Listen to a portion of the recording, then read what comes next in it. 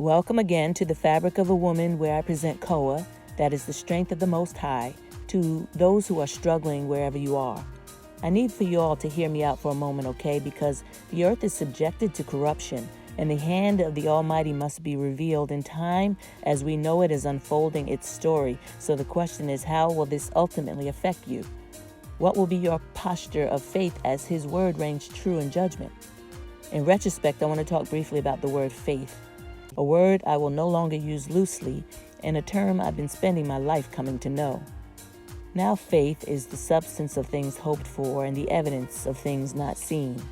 We hear this scripture quoted often, but the problem is a lot of us tend to apply our own methods and strategies to a concept of faith or an idea of what we want it to be in order for it to suit our situation, without considering that our own reasoning comes with a price. When the Most High said, "Come, let us reason together," in Hebrew, this implied reasoning from the tone of the one who gives an authoritative ultimatum, like a judge being the father to those on trial. And I say that to say that a worldly concept of faith is inadequate. And so I quote, "Your reasoning can never attain the certainty of faith, because a greater reasoning will always come along and replace it." For all intents and purposes, let's take a walk through the faith of the scriptures and search them beyond the mental assent justified by our associations or our feelings, and let's reestablish our patterns and behaviors in order to submit to the word in a world where people are willing to die for whatever they're convinced of, a world where the wicked prosper in their way, because in the midst of it all is a wealth laid up for the just or the faithful of the Most High. This wealth that I speak of is called Chayil in Hebrew, but it's not the ability to afford luxuries as it is in our mindsets today. In this particular instance, wealth was the ability to lie away in case the crops failed. This wealth that I speak of was a form of security. The Hebrew letters used to express the word wealth are het, which means a place of protection or sanctuary, Yud, which is the mighty work of Elohim's hand, and Lamed, the shepherd's staff of direction or his voice of authority. So the word wealth, or the wealth of the wicked that is reserved for the faithful, is the authority of his seed or his word working in you to do his will while providing you with peace and a protection where there is none to be found. It's a spiritual right. So what is faith? Well, when dealing with the faithless generation, the Messiah responded to their lack of faith with a metaphor. He said, if you have faith like or as a grain of mustard seed, you could tell a mountain or a sycamore tree to move and they would obey you. Again, it was a metaphor. But without examining the notion of faith applied here, we tend to compare the size of the mustard seed to the amount of faith needed to survive, right? And while that may hold some true, it doesn't reveal the full picture. The original accounts of scriptures do not refer to faith as the size of a mustard seed. Only the newer versions translate it this way. The original accounts say to have faith like or as a mustard seed. So what is a mustard seed like?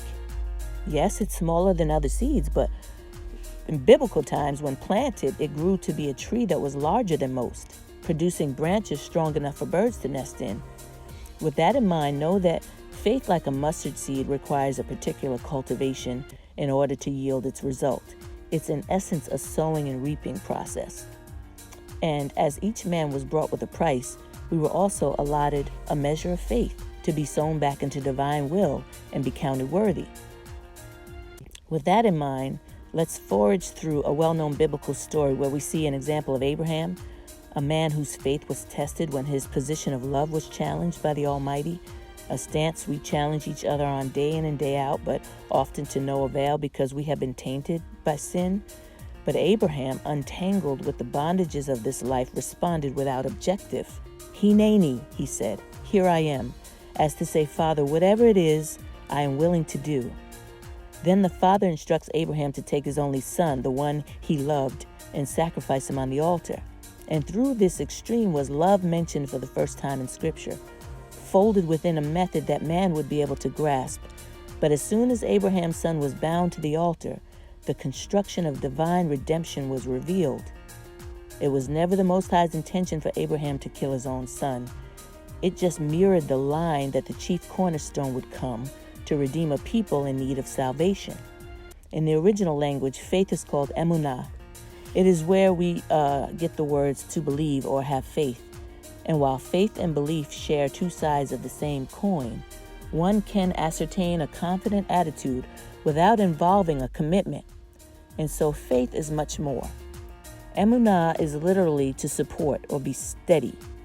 The Hebrew letters of Emunah stand for the power of Yah's divine seed, which is his word, planted in his chosen, in order to produce a work or spring forth for all to behold. But take note, the scripture warns us that a seed of any other kind will defile the increase of your vineyard. So we are urged to show diligence to the very end, so that what we hope for may be fully realized. But many of us must first recover the tenacity of long ago, the tenacity of the ancient Israelites, who had a natural capacity to walk in support of the Father's will as they were born into it. Yet he encouraged them that they still needed to maintain their walk, and to do so through a repetition of study with an intent to know his law, enough to acclimate it to every situation and bring every thought into subjection in order to support his will. This is what became the premise for the Father to instill lasting ordinances to be followed for generations to come. Still, many of us today are in the midst of reaping seeds he has not sown, and we are suffering. So let's take a moment to take up his mantle of peace so that his favor can rest upon us and reestablish the work of our hands as we relearn what it takes to walk by faith and not by sight. To those who haven't already, it is time to step into the posture of faith. Until we meet again, KoAh to us all.